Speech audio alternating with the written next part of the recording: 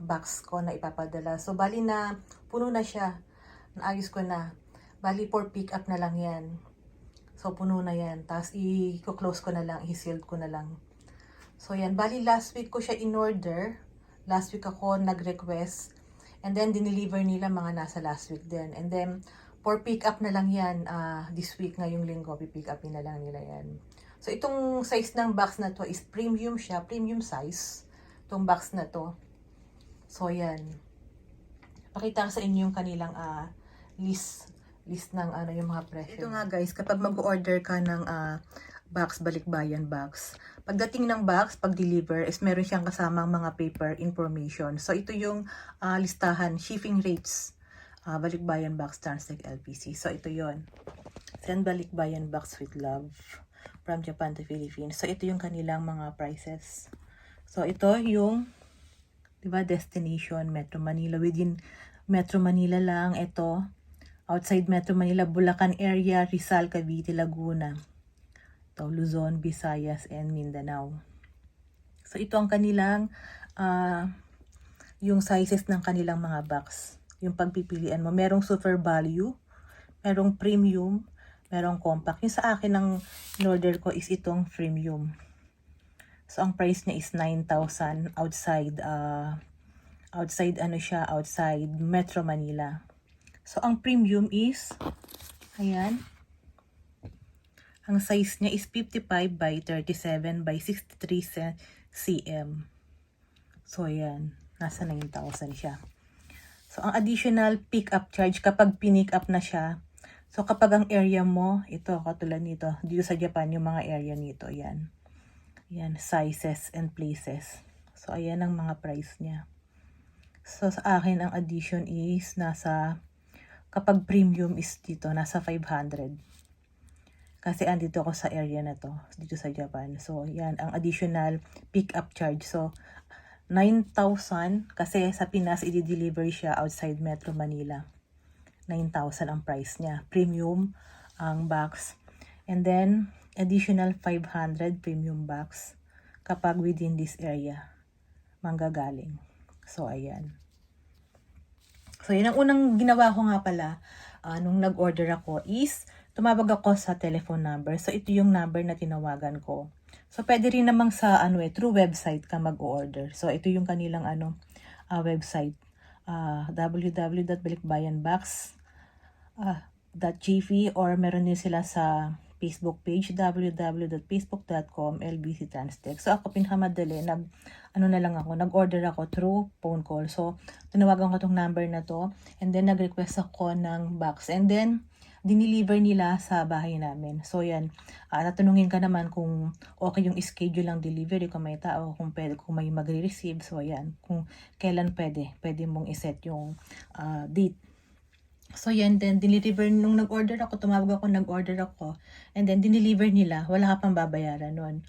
So, pag deliver, ito nga, yung mga paper na kasama, may kasama mga paper, mga instruction. So, ito yung kanilang mga sizes ng box, super value, jumbo yan yan yung jumbo 73 by 55 by 63 cm, tapos yung premium naman, 55 by 37 by 63 cm.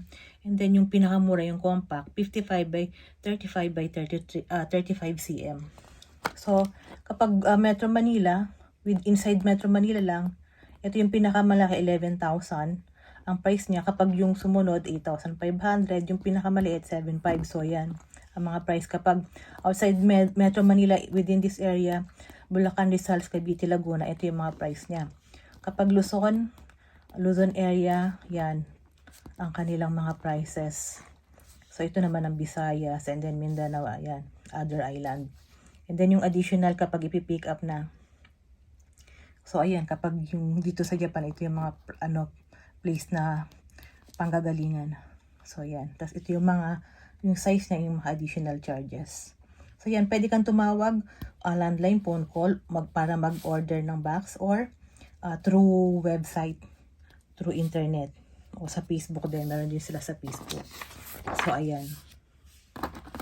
Ito, So, ito ang kanilang weight, yung kilo. So, ito, Manila, Bulacan, Cavite, Rizal, Laguna. Luzon, Visayas, Mindanao. So, ito yung airbox. Size, small and medium. So, ayan.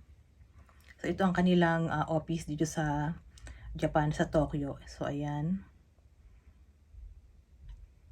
Yan ang kanilang mga address. Paper na kasama ng box is itong instruction. So, ayan. Yung mga bawal na prohibited, yung hindi pwede ilagay sa loob ng box. So, ayan. Under Philippine and Japan law. So, ayan. Yung example niya. Motorcycle and parts. Ayan. Bawal ilagay yan. Car, parts, engines, generator. Bawal. Bawal ang mga fresh foods, mga rice. Ayan. Yan yung mga bawal na ilagay sa loob ng box. Bawal ang mga acid, liquid, chemical. Bawal ang mga copy, DVD, CD yan. Movie, music, games. Bawal yung mga valuable jewelry or money. Bawal ang guns and air guns, yung mga flammable, drugs, pornography. So, yan ang mga bawal. Ito ang kanilang sample, filling in sample packing list. So, ito yung gagawin mo. Ito yung sa may form na kasama na pipil upan mo. So, yan. Ito yun, oh. Yan. Shippers Export Declaration and Packing List. So, ayan siya. Yung step 1, dito siya. So, dyan mo ilalagay yung name ng magpapadala, postal code, phone number, and address. Dito sa area na to. Tapos, dito naman yung sa paladalhan. Ayan. Ayan. Name ng papadalhan, yung phone number ng papadalhan, yung address. Dito naman siya. Tapos, dito, ito yung mga list of item. Dito mo siya pwedeng isulat. So, kailangan lagay mo yung item. And then, kung ilang siya at yung value niya. So, example dito. Hindi siya masyado eh. Pero ito yung mga listahan eh. Kung halimbawa, mga shampoo, mga ganyan, mga ramen. So, ayan. Ito yung mga listahan niya. Lalagay mo lang dito yung quantity. Kung ilan siya, pati sa tabi yung price. And then, yung total. And then, siyempre, yung signature dito. Importante yung signature. So, ayan. Tapos, meron din silang, nakanihongo. Ayan. Sender's manual. So, ayan, instruction. Nakanihongo siya at saka naka-English. So, ayan, may instruction naman. So, yung document, packing list, payment. So, ayan. Ito ang kanilang head office sa may Tokyo. So, ayan. So, ayan box pick up. Meron ding nakalagay dito na schedule Monday to Saturday, pati may oras. At saka kapag Sunday and holidays. So, ayan, nakalagay din. So, yan, may mga instruction naman yan. So, hindi ka mahihirapan. So, ito yung isa pang nila. How to use using PayPay for balikbayan box. So, ito yung mga PayPay, yung parang app siya. Ang gagamitin mo is through PayPay sa code lang, yung code. So, ayan, may mga step by step siya. So, hindi ko naman to ginagamit. So, yan. Pero kung ito yan, meron din silang instruction siya. Yan. Open the PayPay app and select Pay. Yan. Select, scan and pay. Scan the QR code. Enter transfer amount. So, ayan. Click Pay. So, ayan. Step 6. Through step 7, step 8. I-screenshot mo yung niya, yung details. So, ayan. So, hindi ko naman to ginagamit. Hindi ako mas okay na yung turuan na lang call. And then, kapag okay na yung box mo, kapag okay na siya, pwede mo nang ipa-schedule for pick up. So, sa akin, nung for ipa-pick up ko na, tumawag na lang din uli ako sa may number nila para mas madali. Ayan. Tumawag na lang din ako uli dito. Tapos, nag-request na ako para for pick up naman. Pero bago nila pick upin, kailangan bayaran mo muna. So, meron naman ditong itong na to, through PayPay sa akin, nagbayad lang ako sa convenience store, sa mga convenience store. So, meron silang designated na mga place o convenience store na pwede mong pagbayaran. Mas madali lang. So, yun guys, kasama rin tong paper na to kapag nag-order kayo ng box. Kasama ito. Ayan. Ayan. Pati itong instruction na to. May kasama ring, ayan, balikbayan box bill. So, ito yung parang resibo. Ayan, nagbayad na kasi ako, kaya tinanggal na nila, kinuha na nila to, yung part na to. So, ito na, ayan, meron dyan. Pupunitin lang nila yan. Kukunin nila yan. Tapos, bibigyan kayo ng, parang ito na yung pinaka-receipt mo eh. So, ayan. So, ayan.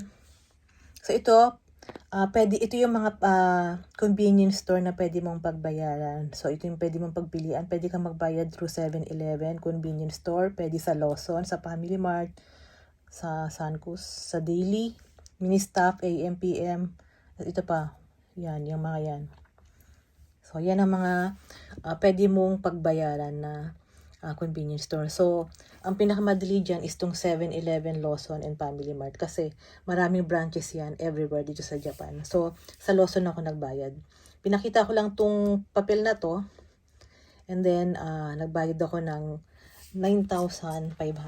Kasi sa premium nga yun. Premium and then outside Metro Manila. And then, meron nag-charge sila ng 160 yen yung Lawson. Kapag ano yan, parang payment yata yun, parang charge sa kanila, parang commission kapag magbabayad ka ng mga ganyan. So, additional 160 yen. Parang bayad mo yun sa Lawson, sa pagbayad ng bills mo sa kanila. So, ayan. Tapos, ito na yung pinaka-resibo mo. May, yan, dito yung name, may mga tracking number yan. Tapos dito yung price. So, hindi ko napakita. Bali, ito na yung ikikip mo. Ito na yung pinaka-resibo mo. So, bali, binayaran ko 9,000 para sa premium box plus additional pick-up charge na 500 yen. Kaya 9,500 plus yung additional na charge dun sa Lawson na 160 yen yata. Mga ganun. So, ganun lang. Tapos, tumawag na rin ako ulit sa may number nila na sa may Transtech office para for pick-up na. So, ipipick up nila sa ngayong Thursday. Naka-schedule. So, ang oras niya, isang ng pick-up time is from 11 noon to 3 in the afternoon. So, ayan. Ganun lang yun. Ganun lang kadali yan. So, Transtech, kasi ito yung parang pinakakilala dito eh. Marami ring mga ibang balikbayan box na nakikita ko. Pero mas na ako dito sa may Transtech balikbayan box LBC. LBC company siya. Kaya dyan ako lagi nagpapadala. So, ganyan, napakadali lang. So, tawag ka lang, mas maganda yung, mas mabilis yung through phone call na lang. So, ayan ang kanilang, ayan ang kanilang landline. So, dyan lang ako tumawag, nag-order ako ng box, and then deliver sa bahay. And then, kapag okay na lahat, tawag ka lang ulit din for pick up naman na. Pero kailangan, ito na yung pinaka-resibo ko. Ito yung binayaran ko, 9,500 yan. So, sa taas niyan, merong yung name ko at yung tracking number. Hindi ko na pinakita. So, ayan, yung binayaran ko. Ayan yung balikbayan box bill papel. Ito yung maliit na naiwan. Bali yung katabi nito, kinuha anong sa Lawson. So, ayan. Tapos, nag-charge din yung Lawson ng mga nasa, around 160 yan yung charge nila. Pag magbabayad ka ng bill sa mga convenience store may charge. So, pero ito yung pinakabayad sa balikbayan box. Yung premium outside Metro Manila ang delivery na 9,000 yon in yen. Yung additional na 500 charge pag dito yon kung saan yung panggagalingan kapag ipipick up nila. Kung sang area ka sa Japan, iba't ibang price din. Sa akin, additional 500 yan. Kaya ang total niya is 9,500 yan. So, mga nasa rin yan. Kulang-kulang nasa 3,000, more than 3,000 in pesos yan. Ito 9,500. So, ayan siya. Ito na yung pinaka-resibo ko. So, meron niyang name sa taas tsaka yung tracking number. Additional information guys, ito din, no? Meron din, pwede ka rin palang magbayad sa postal, sa post office. Ito yung, pwede ka magbayad dito sa account number. Meron din silang account sa postal, sa Mizuho Bank, tsaka sa Mitsubishi Bank, UFJ Bank. This additional information, yung pwede rin yata nilang i-pick up na kahit hindi pa bayad. Pero, kailangan bayaran mo. within 3 months, kailangan mabayaran mo siya. Unpaid or unclaimed boxes within 3 months period shall be automatically forfeited. So, within 3 months lang yan, kailangan mabayaran. Pero sa akin, binabayaran ko na agad bago i-pick up. Bago i-pick up yung box ko, binabayaran ko na siya sa mga convenience store. So, ayan. All unpaid boxes or delayed payments shall be on hold. So, pwedeng nilang ma-pick up dito, pero andun lang siya sa may warehouse nila, sa may Transtick warehouse.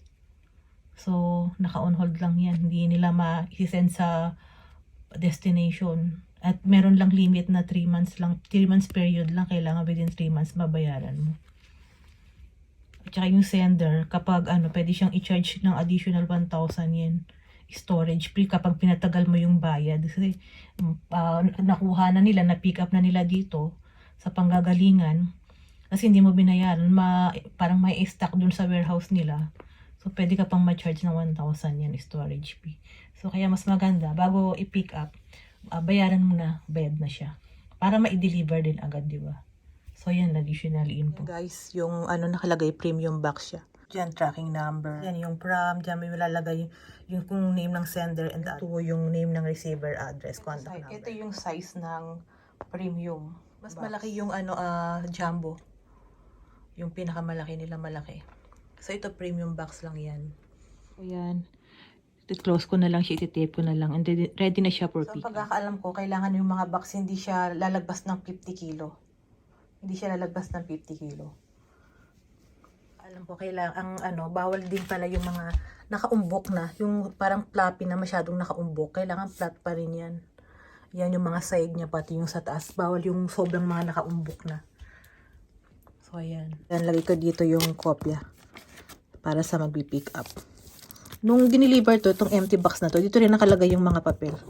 So, ayan. Ito yung kopya nung sa mag-pick up. Pero hindi na akong kopya. Ito yung sender's copy.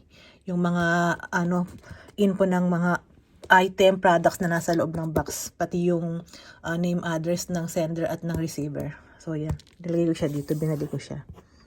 So, ayan. Thank you for watching, guys. Yan ang aking ginagawa kapag magpadala ng balikbayan box. Galing dito sa Japan papunta ng Pinas. So, yan.